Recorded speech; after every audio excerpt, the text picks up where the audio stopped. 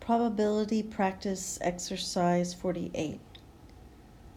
About 0.01% of men with no known risk behavior are infected with HIV. So again, let's look at the number of people with this incidence rate, number of men rather, that would have that. So don't forget, you need to move the decimal 2 places to the left, or you can multiply the 0.01 times 100.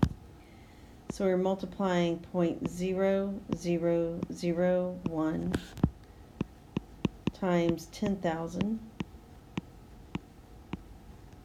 and we will get 1. Okay, so then 10,000 minus 1 is the 9,999. They said the false negative rate for the standard HIV test is 1/100th%.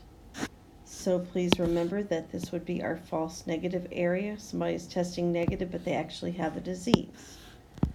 So again, 0.0001 of our 1 should be no shocker that we're going to get 0.0001.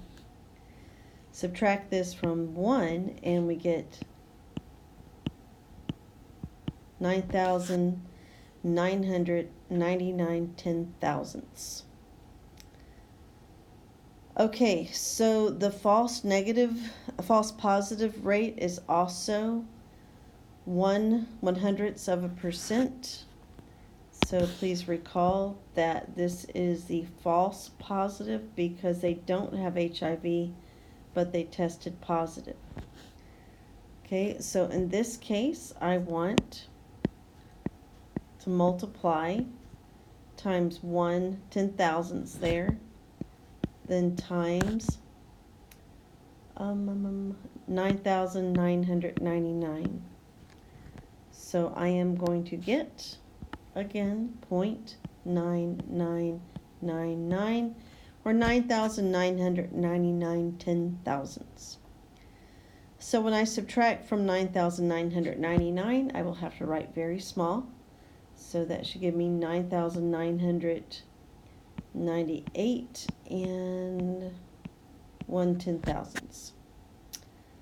All right, so adding across my rows with the positives, I get 1.9998. For the negatives, I get 9,998 and the 2/10,000ths.